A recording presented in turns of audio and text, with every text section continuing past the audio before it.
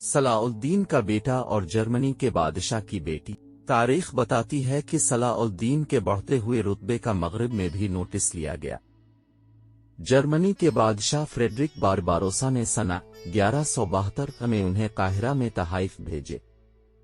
سلطان صلاح الدین کی طرف سے بھی 1173 کی خزاں میں جرمنی میں شاہی دربار میں تحائف پیش کیے گئے۔ فلپس لکھتے ہیں کہ ان دنوں صلاح الدین کے ایک بیٹے اور فریڈرک کی بیٹی کی شادی کا بھی ذکر ہوا۔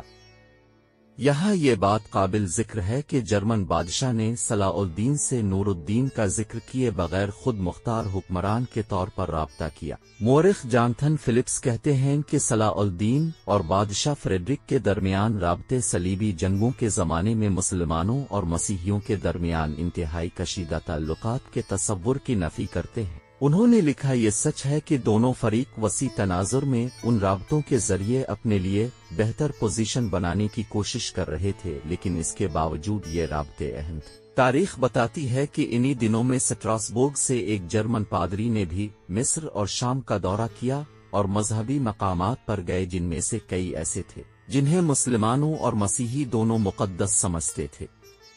انہوں نے مصری قبطیوں، شامی مسیحیوں اور ان کے مسلمان حکمرانوں کے درمیان اچھے تعلقات کا ذکر کیا۔ اس کا نتیجہ جرمنی کے بادشاہ کا صلاح الدین کے ساتھ سمجھوتے کی صورت میں سامنے آیا، جو سنہ 1188 تک قائم رہا، جب فریڈرک نے تیسری صلیبی جنگ کا عزم کیا۔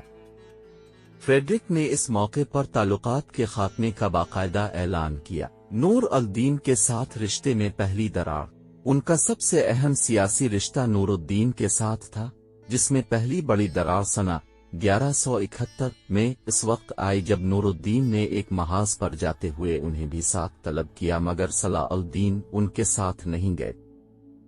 صلاح الدین نے مصر میں رکنے کی وجہ بیان کرتے ہوئے ممکنہ اسماعیلی بغاوت کے خدشے کا اظہار کیا تھا۔ نور الدین زنگی اب ایک مخمصے کا شکار تھے۔ ان کا ایک سابق کمانڈر اب ایسے علاقوں پر قابض تھا جو ان کے اپنے علاقوں سے مالدار تھے۔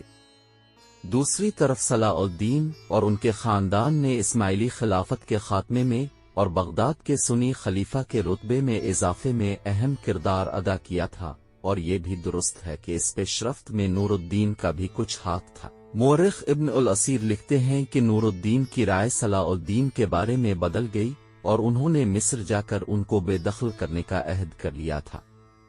ان کے اختلافات منظر عام پر بھی آ گئے، لیکن وہ شدید بیمار ہو گئے اور 15 مئی 1174 کو 60 سال کی عمر میں ان کا انتقال ہو گیا۔ فلپس اپنی کتاب میں لکھتے ہیں کہ یہ کہنا مبالغہ آرائی نہیں ہوگی کہ جہاد کے نقطہ نظر سے نور الدین زنگی نے وہ بنیاد فراہم کی جس کے بغیر صلاح الدین کا منظر پر آنا مشکل ہوتا۔ انہوں نے وہ ماحول پیدا کیا جس میں صلاح الدین اور ایوبی خاندان نے پیش رفت کی۔ صلاح الدین ایوبی کے اگلے کچھ سال شام میں اپنا اختیار قائم کرنے میں لگ گئے۔ نور الدین کی موت سے مصر اور شام کے درمیان خانہ جنگی کا خطرہ بھی ٹل گیا تھا، لیکن نور الدین زنگی کے اہل خانہ کو صلاح الدین پر اعتماد نہیں تھا، اور وہ نہیں چاہتے تھے کہ نور الدین کی وراثت صلاح الدین کے پاس جائے۔ یہ صورتحال اگلے سال اپریل تک چلی، جب نور الدین زنگی کے بیٹے الصالح حلب کے علاوہ شام کے تمام علاقوں پر صلاح الدین کا حق تسلیم کرنے پر مجبور ہو گئے۔ فلپس بتاتے ہیں کہ اپریل کے آخر میں صلاح الدین نے اہم پیشرفت میں الصالح کے نام کے سکے بند کروا دیے اور اپنے علاقوں میں جمعہ کے خطبوں میں بھی ان کا نام رکوا دیا۔ سنہ 1175 کے موسم گرما میں سلطان نے فرینکس سے بھی وقتی صلح کر لی۔ وہ بظاہر جنگی مہمات کے طویل سلسلے کے بعد کچھ دیر کے لیے رکنا چاہ رہے تھے۔ اس کے علاوہ خطے میں قحط نے بھی صورتحال مشکل کر دی تھی۔